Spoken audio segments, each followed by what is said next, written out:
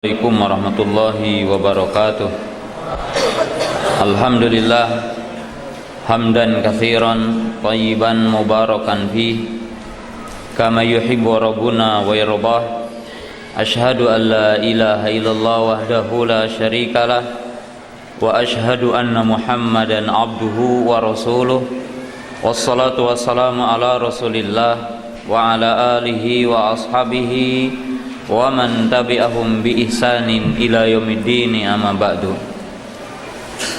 Pemirsa Insan TV yang saya hormati, yang mudah-mudahan Allah Subhanahu wa taala senantiasa merahmati kita semua, para thalabul ilmi yang sama-sama hadir di majelis yang berbahagia ini. Pada kesempatan sore hari ini adalah insyaallah materi yang pertama. Kita akan membahas dan membaca sebagian dari hadis-hadis yang ada dalam Sahih Bukhari. Kita akan membahas bagian akhir dari kitab Sahih Bukhari, yaitu Kitabul I'tisam bil Kitabi was Sunnah. Kemudian setelah itu adalah Kitabut Tauhid. Bismillah. Qala al-Imam al-Bukhari rahimahullahu ta'ala, Kitabul I'tisami bil Kitabi was Sunnah. Qala hadatsana al-Humaydi qala hadatsana Sufyan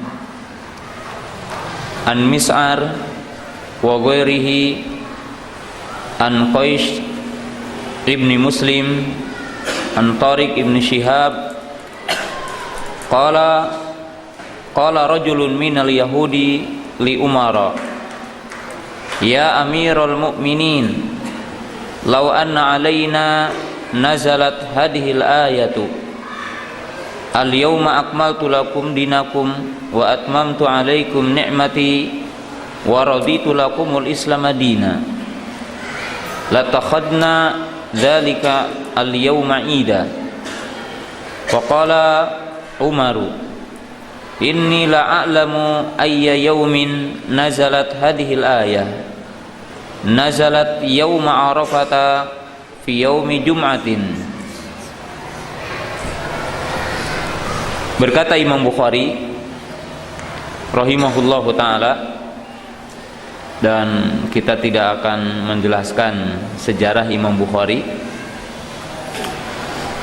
karena tentunya kaum muslimin telah mengetahui tentang kedudukan Imam Bukhari yang namanya adalah Muhammad ibnu Ismail, seorang imam, seorang muhaddis.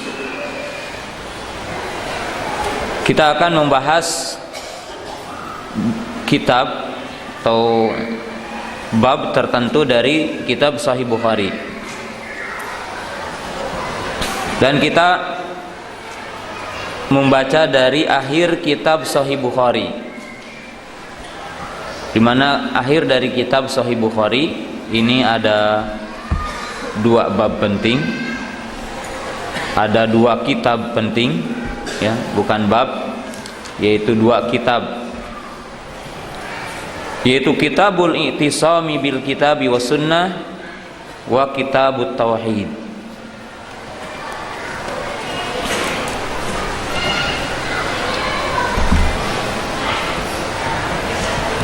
Qala al-Imam al-Bukhari rahimahullahu ta'ala, Kitabul I'tisami bil Kitabi was Sunnah.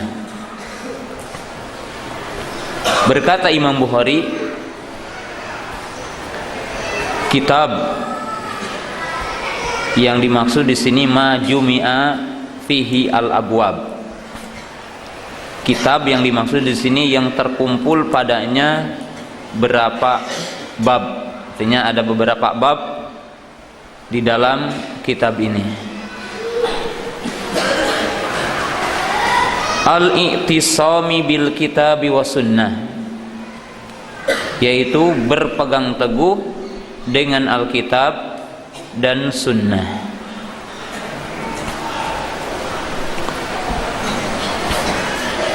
Al-i'tisamu bil kitabi was sunnah. Al-Imam Bukhari rahimahullahu ta'ala menyebutkan salah satu kitab dalam sahihnya, Kitabul I'tisami bil kitabi was sunnah. Hadal bab mustanbatun min qawlihi ta'ala wa'tasimu bihablillahi jami'a wa la tafarraqu.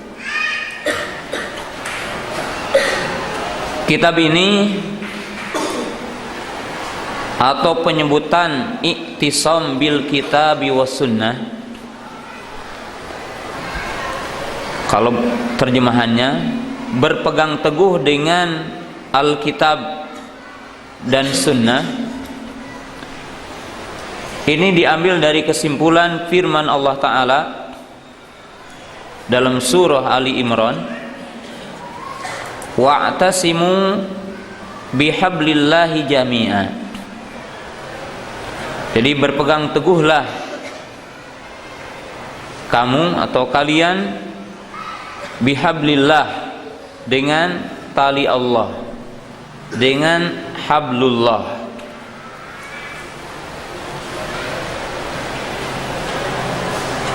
Wa fusira hablullahi bil kitabi was sunnah.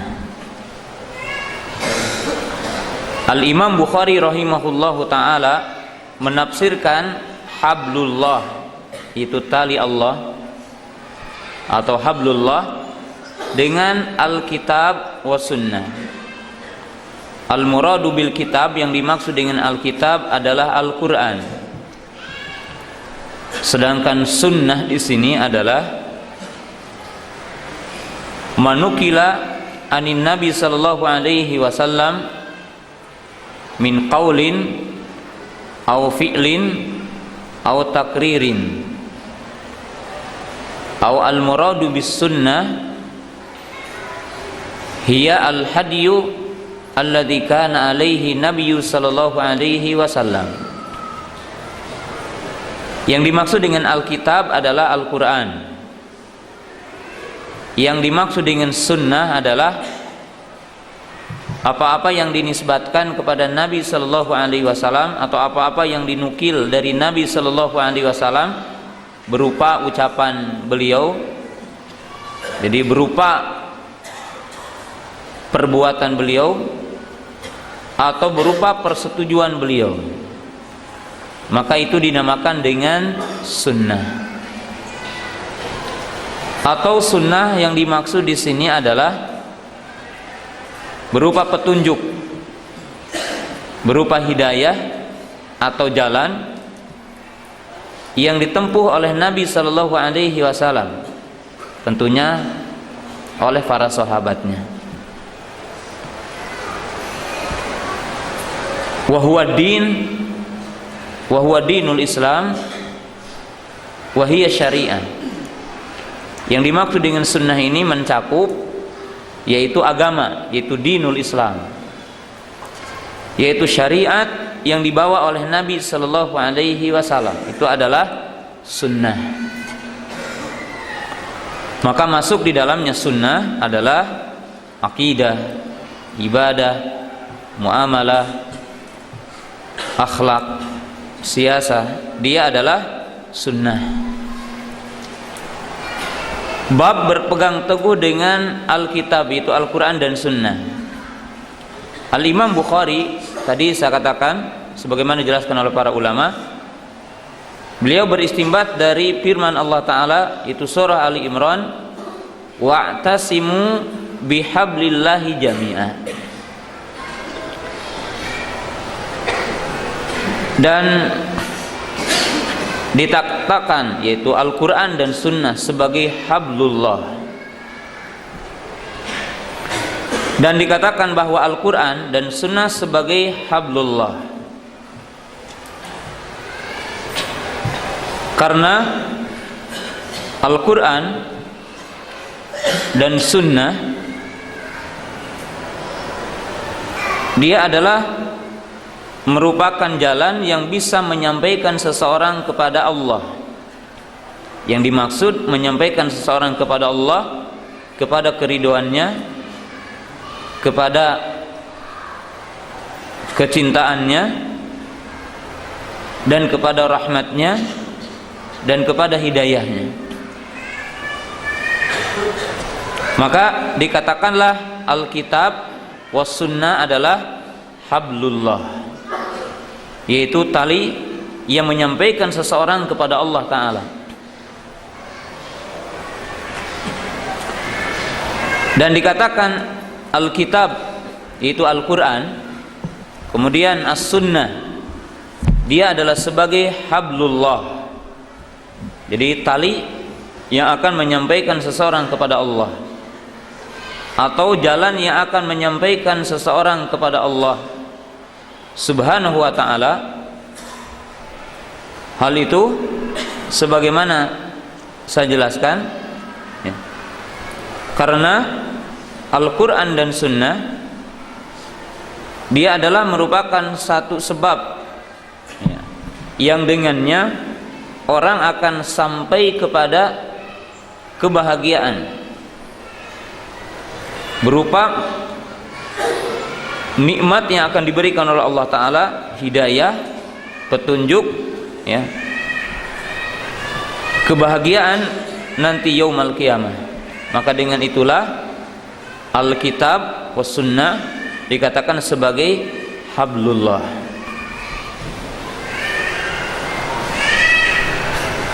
Kemudian setelah kita memahami makna dari judul kitab I'tisam bil Kitabi was Sunnah, al-i'tisamu bil Kitabi was Sunnah wajibun ala kulli muslimin wa muslimatin. Berpegang teguh kepada Al-Quran dan Sunnah hukumnya wajib bagi setiap muslim dan muslimat. Lirra'i warra'iyah, lil hakim wal mahkum. Berpegang teguh kepada Al-Quran dan Sunnah hukumnya wajib bagi setiap muslim, baik seorang pemimpin atau yang dipimpin, baik seorang hakim atau yang dihukuminya. Dalil yang menunjukkan bahwa berpegang teguh kepada Al-Quran dan Sunnah adalah wajib, salah satunya adalah firman Allah Ta'ala, ya ayyuhalladzina amanu ati'ullaha wa ati'ur rasul wa ulil amri minkum fa in tanaza'tum fi syai'in farudduhu ilallahi wa rasul in kuntum tu'minuna billahi wal yaumil akhir dzalika khairu wa ahsanu ta'wila. Wahai orang-orang yang beriman, taatlah kamu kepada Allah, taatlah kamu kepada Rasul, dan taatlah kamu kepada pemimpin kamu. Kalau terjadi perselisihan di antara kamu tentang sesuatu urusan, maka kembalikanlah kepada Allah dan Rasulnya. Apabila kamu benar-benar beriman kepada Allah dan beriman kepada yaumil akhir, dzalika khairu wa ahsanu ta'wila. Apa maksudnya dalam ujung ayat ini? Berpegang teguh kepada Al-Quran dan Sunnah, jadi mengamalkan Al-Quran dan Sunnah, berpegang teguh kepada keduanya, mengembalikan segala urusan kepada Al-Quran dan Sunnah, khairu wa ahsanu ta'wila. Perbuatan itu adalah sebaik-baik perbuatan dan akibatnya pun akan baik. Artinya ujungnya akan baik, buahnya akan baik. Perintah untuk berpegang teguh kepada Al-Quran dan Sunnah disebutkan di dalam ayat Al-Quran, kata Imam Ahmad, tidak kurang disebutkan dalam 40 ayat.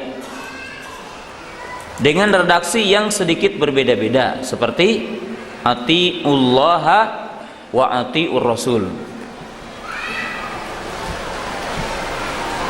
Wa may yuti'illaha wa rasulahu, dan ayat-ayat yang semakna dengan ini diulangi dalam Quran 3 kurang dari 40 ayat.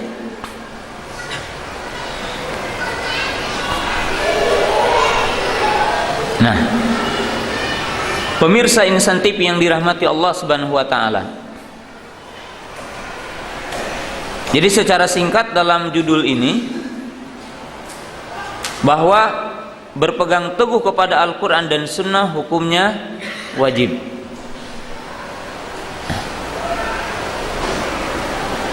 Kemudian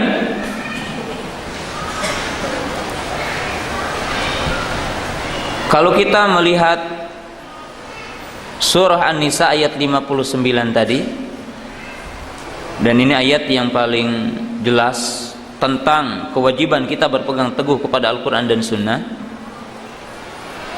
maka lihat di sini bahwa Allah telah berfirman, ya ayyuhalladzina amanu atiullaha wa atiur rasul wa ulil amri minkum fa in tanaza'tum fi syai'in farudduhu ilallahi wa rasul in kuntum tu'minuna billahi wal yaumil akhir. Seolah-olah ayat ini menjelaskan kepada kita bahwa sebagai konsekuensi beriman kepada Allah, dan termasuk rukun iman yang 6, karena di sini disebutkan awal dan akhirnya, itu beriman kepada Allah, beriman kepada malaikat, beriman kepada kitab-kitab Allah, beriman kepada rasul-rasul Allah, beriman kepada yaumul akhir, dan beriman kepada qada dan qadar. Maka salah satu konsekuensi beriman kepada Allah adalah al-hukmu bima anzalallah, yaitu berhukum dengan hukum Allah Subhanahu wa taala. Artinya berhukum dengan apa yang diturunkan oleh Allah Subhanahu wa taala. Dan ini sebagai konsekuensi iman. Dan ayat ini memberi makna bahwa orang yang tidak berhukum dengan hukum Allah, artinya tidak mau berpegang teguh dengan Quran dan Sunnah, tidak berhukum dengan hukum Allah, maka keimanannya dinafikan, ditiadakan. Dan penafian keimanannya ini ada 2 tingkatan. Bisa dinafikan secara mutlak dalam arti tidak diakui iman, dalam arti kafir dan keluar dari Islam. Yang kedua, dinafikan keimanannya yang dimaksud tidak dalam keimanan yang sempurna. Jadi tidak dalam keimanan yang sempurna. Jadi artinya apa? Orang yang tidak berhukum dengan hukum Allah, orang yang tidak mengembalikan urusan hidupnya kepada hukum Allah, yaitu Al-Quran dan Sunnah, maka dinafikan keimanannya, artinya ditiadakan keimanannya. Cuma penafian keimanan itu ada 2.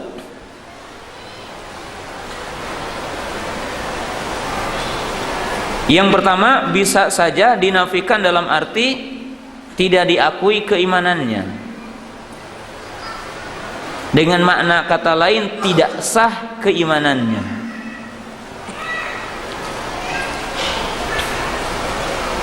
Ya, seperti orang yang meyakini tidak wajib berhukum dengan hukum Allah.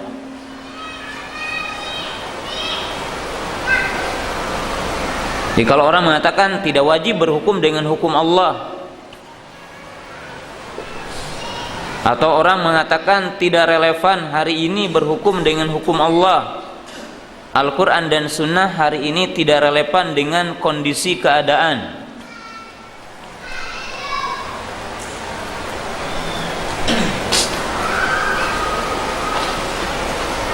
yang kedua,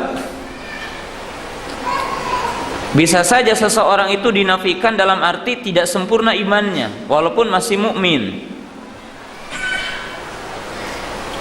Hal itu seperti orang-orang yang meyakini kebenaran Al-Quran dan Sunnah dan meyakini wajibnya berhukum dengan hukum Al-Quran dan Sunnah dan meyakini mulianya berhukum dengan hukum Al-Quran dan Sunnah, tetapi terkadang manusia mengikuti hawa nafsunya. Maka dalam sebagian urusannya tidak mengembalikan kepada Al-Quran dan Sunnah. Maka ini menjadi dhaiful iman, menjadi imannya lemah, menjadi imannya rendah. Karena iman itu ada dua kata para ulama, al-imanul mutlak wa mutlakul iman. Karena iman itu ada dua, ada iman yang mutlak, iman yang kamil, iman yang sempurna. Ada mutlakul iman, artinya iman yang nakis, iman yang rendah, iman yang kurang.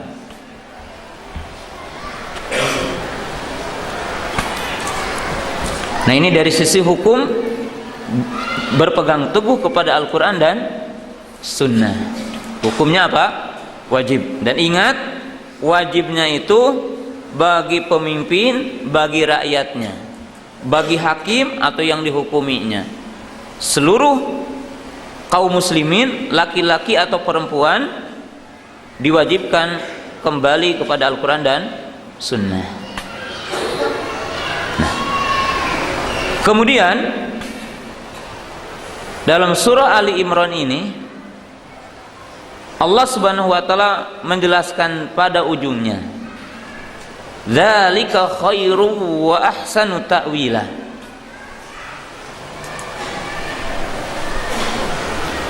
Yang demikian ini atau yang demikian itu maksudnya apa? Berpegang teguh kepada Al-Quran dan Sunnah, khairun, ini sebaik-baik sikap, sebaik-baik karakter manusia, sebaik-baik akhlak, sebaik-baik perbuatan. Kemudian apa? Wa ahsanu ta'wila,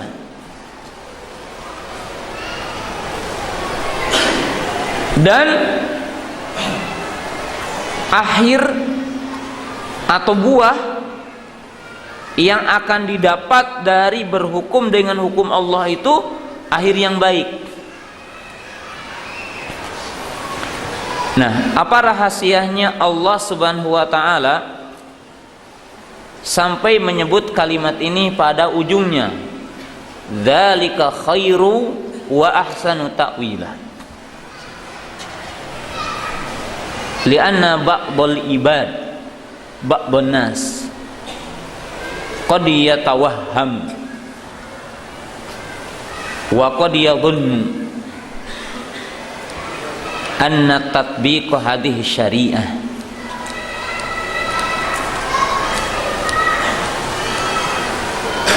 min asbabi masalan al-qusur ila akhirih.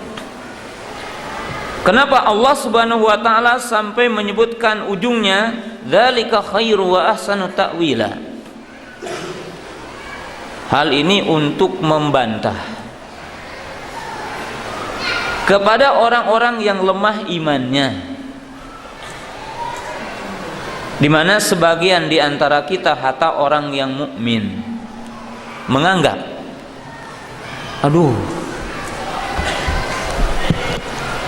mal maju kalau berpegang teguh dengan Quran dan Sunnah mah, kata orang Sunda begitu. Sebagian di antara kita akan berkata kalau berpegang teguh dengan Al-Quran dan Sunnah tidak akan maju, tidak relevan, tidak sesuai dengan zaman, tidak sesuai dengan kondisi.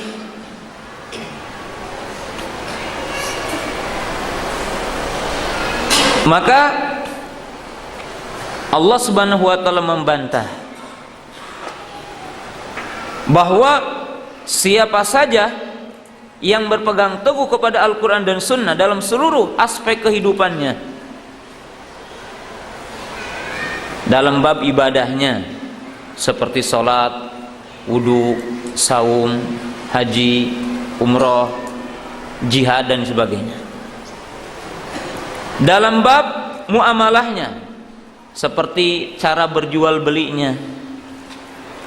Dalam bab munakahahnya, pernikahannya. Dalam bab jinayat, ya, hukum perdatanya, dan seluruh aspek kehidupannya, maka Allah Subhanahu wa taala menjamin akan memberikan akhir yang baik. Dzalika khairu wa ahsanu ta'wila. Nah, ayat ini pun menunjukkan kepada kita. Jadi ayat ini pun menunjukkan kepada kita bahwa siapa saja yang tidak iktisam, yang tidak berpegang teguh kepada Al-Quran dan Sunnah, maka dia akan mendapatkan akbahu ta'wilah. Dia akan mendapatkan seburuk-buruk akhir. Artinya apa?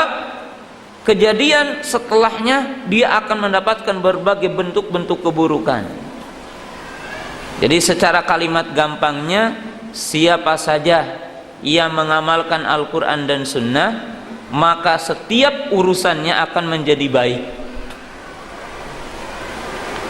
Dan siapa saja yang tidak berpegang teguh kepada Al-Quran dan Sunnah, maka Allah Ta'ala akan memberikan akhir yang buruk baginya. Sampai bagi kelompok yang pertama, yaitu yang mengamalkan Al-Quran dan Sunnah, berpegang teguh kepada duanya, maka Allah Subhanahu wa taala akan memberikan apa? Memberikan surga kepadanya, kenikmatan nanti yaumul qiyamah. Dan orang-orang yang berpaling dari Al-Quran dan Sunnah, maka Allah Ta'ala akan memberikan sebab jelek-jelek tempat kembali, sejelek-jelek akhir bagi dia apa? Kekal di neraka, atau diazab dulu di neraka kalau yang tidak sampai keluar dari Islam. Demikianlah kata mukadimah dari kitab ini. Nah, pemirsa Insan TV yang dirahmati Allah Subhanahu wa taala, setelah ini kita masih menjelaskan judulnya dulu. Iktisam bil kitabi was sunnah. Yaqulul ulama yanbaghi likulli muslimin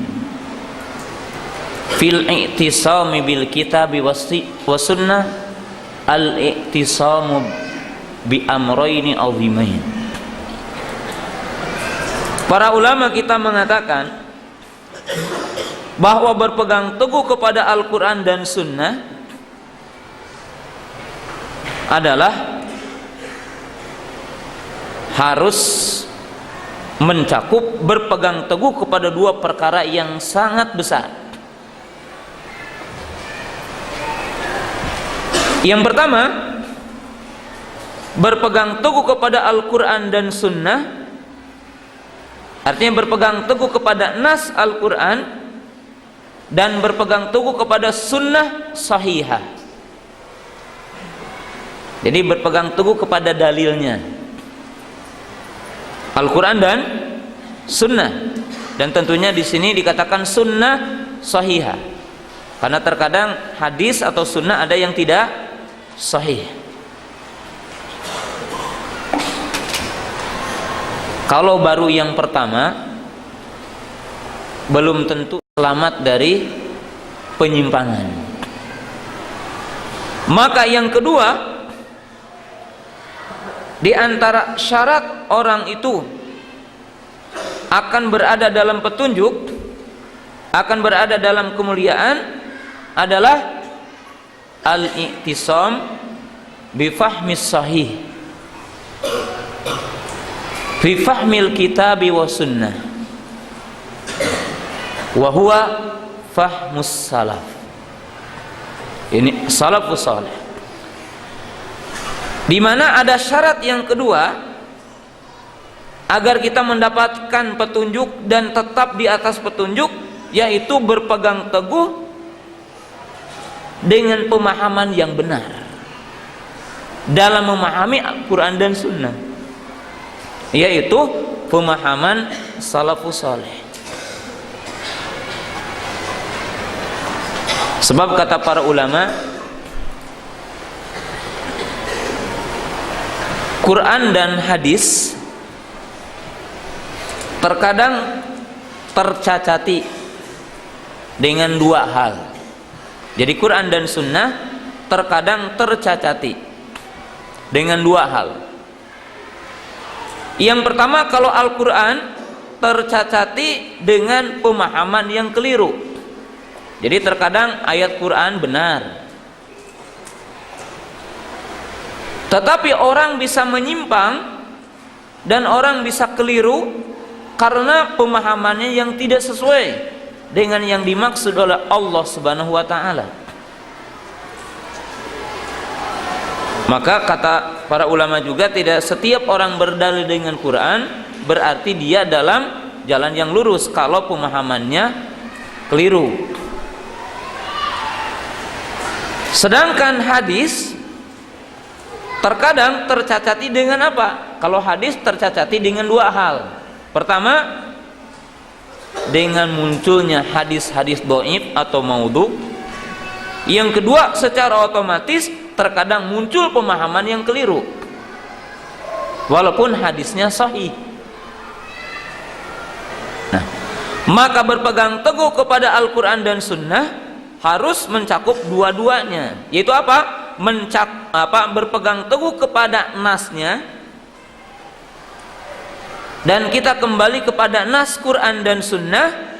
Yang kedua, jangan lupa bahwa kita berpegang teguh kepada pemahaman yang benar, yaitu pemahaman yang benar itu pemahaman yang mana? Pemahaman yang telah ada, yaitu pemahaman salafus saleh ridwanullahi ta'ala alaihim. Itu pemahaman yang telah didapatkan oleh para sahabat, para tabi'in, para tabi'ut tabi'in. Baru seseorang itu berpegang teguh kepada Al-Quran dan Sunnah yang akhirnya apa? Khairu wa ahsanu ta'wila. Dia merupakan perbuatan yang sangat baik, dan akhir yang akan didapatkannya adalah akhir yang baik. Nah, barangkali sampai di sini pada kesempatan sore hari ini kita membahas judul Kitab Al-I'tisam bil Kitabi was Sunnah. Nah, dan kita akan membuka pertanyaan baik dari jamaah antum, ya, tapi pertanyaan dari para pemirsa Insan TV dulu.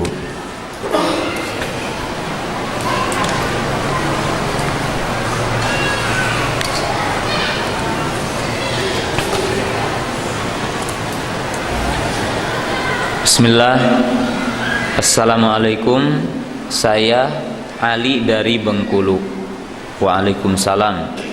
Semoga Pak Ali dan keluarga dirahmati Allah Ta'ala dan semua pemirsa Insan TV dan kita semua yang ada di sini. Ustadz, ada sebagian orang yang berhukum dengan Al-Quran saja dan menolak sunnah. Bagaimana cara kita menyikapi hal tersebut? Ya. Pemirsa Insan TV yang dirahmati Allah Subhanahu wa taala, seluruh kaum muslimin, wajib kita berpegang teguh kepada keduanya, Al-Quran kemudian apa? Sunnah.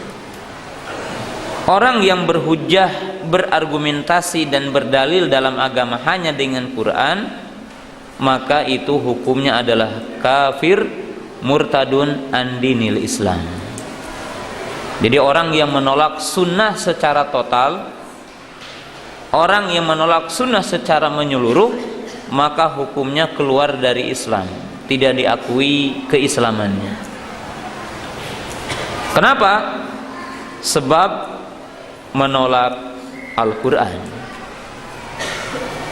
Sebab di dalam ayat Al-Quran Allah subhanahu wa ta'ala telah menyebutkan atiullaha wa atiur rasul wa ma atakumur rasulu fakhuduhu wa ma nahakum anhu fantahu. Jadi apa yang datang dari Rasul wajib kita untuk mengambilnya, dan apa yang dilarang oleh Nabi SAW maka kita wajib meninggalkannya. Dan saya berikan contoh bahwa kalau kita mengamalkan Islam tanpa dengan sunnah, maka tentunya akan menyimpang sangat jauh. Sebab Al-Quran ini dijelaskan oleh sunnah. Coba aja kalau kita akan sholat, dalam Quran kan hanya perintah wa aqimus sholat. Dalam Quran itu warka'u wasjudu warka'u ma'ar raki'in wa qumu lillahi qanitin. Allah memerintahkan sholat. Dalam Quran hanya ada penyebutan berdiri, ruku, sujud. Maka kalau orang beragama hanya dengan Quran, tidak bisa sholat seperti apa yang kita tahu tentang sholat. Gimana rukunya, gimana sujudnya, apa yang dibaca ketika berdiri, apa yang dibaca ketika ruku, apa yang dibaca ketika i'tidal, apa yang dibaca ketika sujud, tidak ada dalam Quran. Bahkan kaifiyah sholat pun tidak ada di dalam Quran. Dan mungkin sholatnya juga tidak akan 5 rakaat, tidak akan 5 kali sehari. Sebab dalam Quran itu waktu sholat itu hanya disebutkan 3 secara global. Aqimis sholata liduluki syamsi ila ghasaqil laili wa qur'anal fajri. Jadi dalam Quran itu disebutkan sholat 5 waktu itu pokoknya 3 kan. Pertama apa? Tergelincir matahari, terbenam matahari, dan ketika waktu fajar. Jadi jelas menyimpang orang yang mencukupkan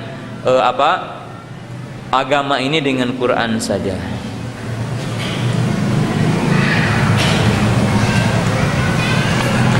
Assalamualaikum ya Ustadz.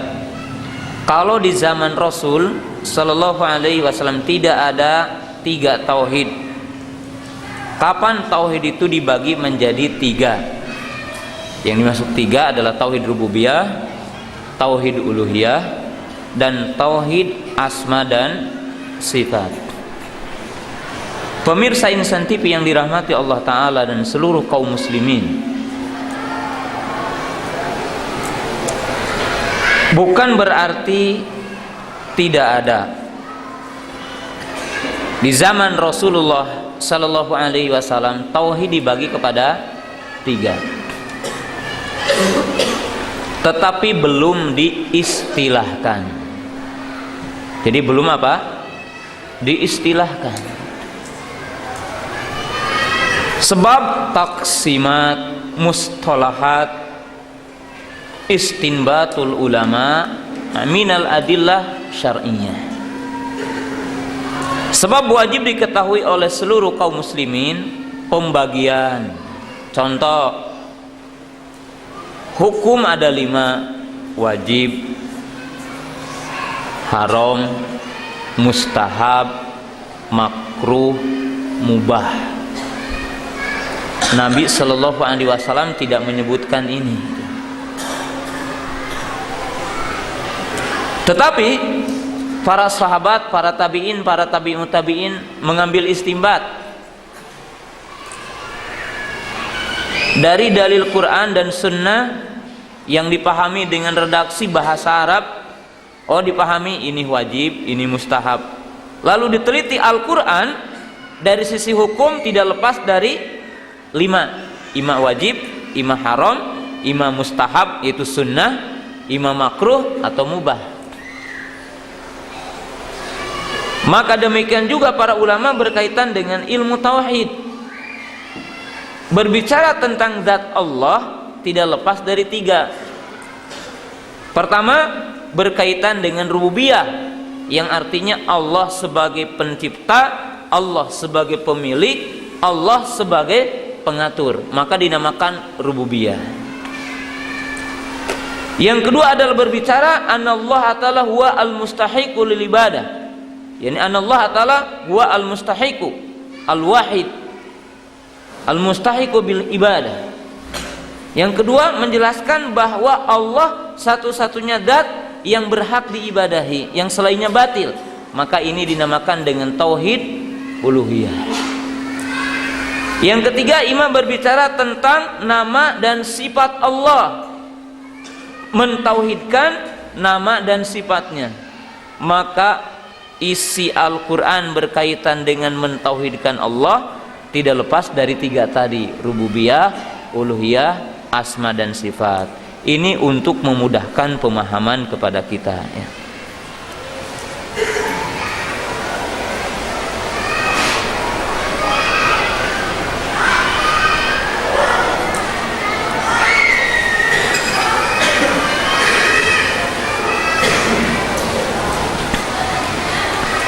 Ini ada pertanyaan. Assalamualaikum warahmatullahi wabarakatuh. Waalaikumsalam warahmatullahi wabarakatuh. Mengapa umat Islam bisa terpecah belah, padahal mereka juga mengklaim mengikuti Al-Quran dan Sunnah? Ya, pemirsa Insan TV yang dirahmati Allah Subhanahu wa Ta'ala dan para thalabatul ilmi, ya, salah satu penyebab terjadinya perselisihan atau perpecahan dari orang-orang yang mengakui Islam, maka para ulama telah menjelaskan sebabnya ada dua. Sebab pokoknya ada dua.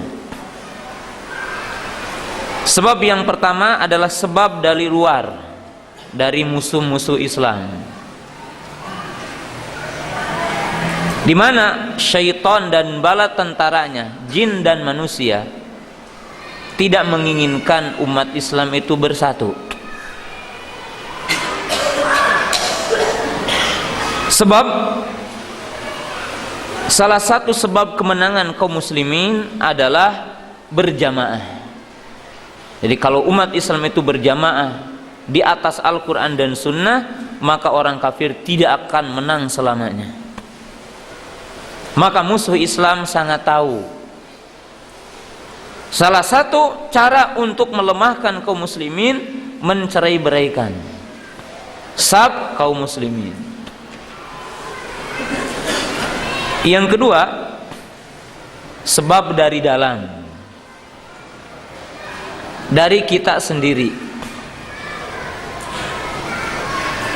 Sebab dari kita sendiri yang paling pokok adalah dua perkara: ittiba'ul hawa wa adamu tamassuk bil kitabi wa sunnah wa fahmis sahih. Adapun sebab dari dalam yang paling pokok, yang pertama, karena kita kaum muslimin banyak mengikuti hawa nafsu. Jadi tidak tunduk, tidak patuh kepada dalil Quran dan Sunnah. Yang kedua, disebabkan kita berpaling dari jalan yang lurus, dari pemahaman yang telah digariskan oleh generasi pertama, yaitu para sahabat, para tabi'in, para tabi'un tabi'in. Karena Allah Ta'ala berfirman dalam surah An-Nisa, wa may yushakkikir rasula mim ba'di ma tabayyana lahul huda wa yattabi ghairas sabilil mu'minin nuwallihi ma tawalla wa nuslihi jahannam wa sa'at masira. Bahwa di dalam ayat ini Allah Ta'ala mengatakan, barang siapa yang berpaling menentang Rasul Sallallahu Alaihi Wasallam setelah sampai kepadanya petunjuk dan mengikuti jalan bukan orang-orang beriman, tidak mengikuti jalan para sahabat, maka ia akan dijerumuskan dalam kesesatan, bergelimbangan dalam kesesatan, dan menjadi apa? Tercerai-berailah kaum muslimin seperti kita hari ini apa? Melihatnya. Seperti kita hari ini apa? Melihatnya. Kemudian satu lagi pertanyaan insyaallah.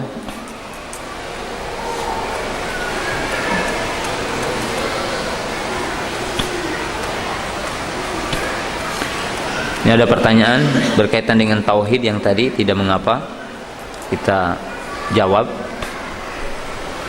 Assalamualaikum. Ini pertanyaan dari Latang di Kaltim, yaitu Kalimantan Timur.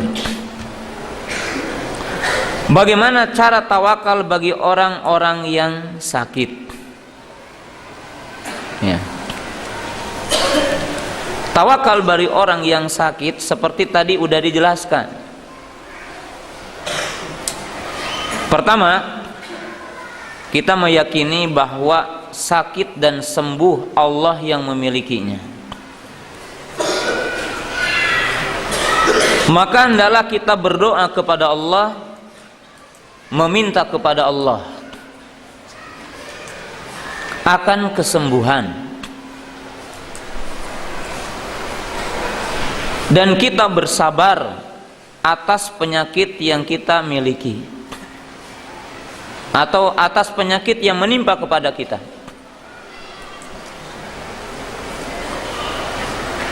Kemudian yang kedua, menempuh sebab kesehatan. Dan sebab kesehatan itu ada dua. Sebab yang tetap dalam syar'i, dalilnya ada, seperti seseorang boleh untuk meruqyah dirinya atau meminta diruqyah.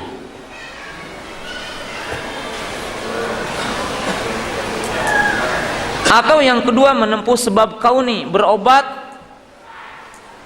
dengan obat-obat yang secara syar'i dibenarkan seperti halal, tidak najis,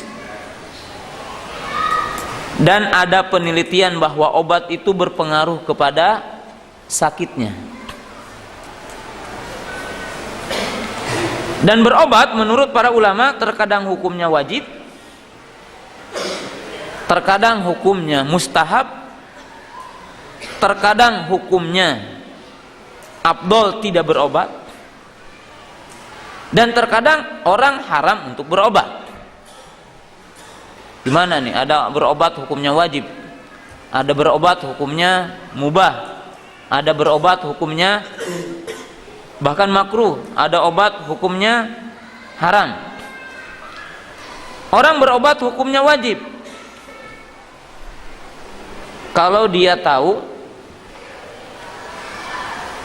obat ini bermanfaat dan telah mendapatkan berita yang benar bahwa obat ini berpengaruh kepada penyakit, karena telah ditemukan penelitian-penelitian oleh dokter-dokter ahli dan bukti-bukti yang ahli bahwa ini menyembuhkan. Dan kita tahu seandainya kita menangguhkan pengobatan ini akan menyebabkan kita kematian, maka bagi seorang mukmin berobat di kala itu wajib. Sebab tidak boleh seorang mukmin menjerumuskan dirinya kepada kecelakaan. Kita tidak tahu bahwa Allah Ta'ala akan memberikan waktu, dengan sebabnya kita banyak amal. Yang kedua adalah afdol untuk tidak berobat. Bagaimana afdol tidak berobat? Kalau kita tahu kalau kita tidak berobat pun penyakit kita akan sembuh. Ya, mungkin seperti penyakit influenza itu, panas. Dan kita tidak begitu yakin obat yang kita miliki ini akan mujarab. Maka sobar untuk penyakit seperti ini boleh orang memilih dia sobar. Seperti seorang wanita yang pernah ditawarkan oleh Nabi SAW, kamu pingin sobar atau saya doakan? Pingin sobar. Maka Nabi SAW menjadikan dia sobar. Afdol. Seperti, dan ini juga hatta oleh ahli kesehatan gitu kan. Orang penyakit panas, tuh kudu buru-buru makan Panadol atau mungkin yang sejenisnya atau apa saja obat. Kalau dia tahu di sehari atau 2 hari yang seperti ini sehat. Dengan istirahat, dengan tidur akan sembuh, nggak usah gunakan obat. Dia memilih sabar. Kenapa? Sebab dengan penyakit itu akan apa? Terhapus dosa-dosa.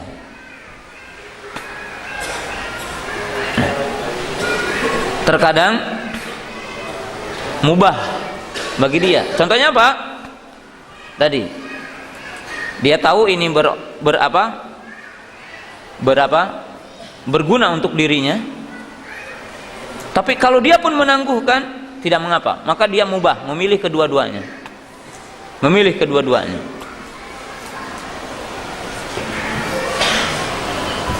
Yang selanjutnya bisa haram orang berobat. Apa? Dia tahu bahwa kalaupun dia tidak berobat masih apa? Masih bisa hidup. Tetapi dia tidak tahu obat ini berbahaya atau tidak. Dia belum dapat resep dari dokter. Obatnya berbahaya atau bermanfaat bagi dia atau tidak. Maka jangan berobat. Atau jangan menggunakan obat tersebut. Jangan mengobati dengan hal tersebut. Kenapa?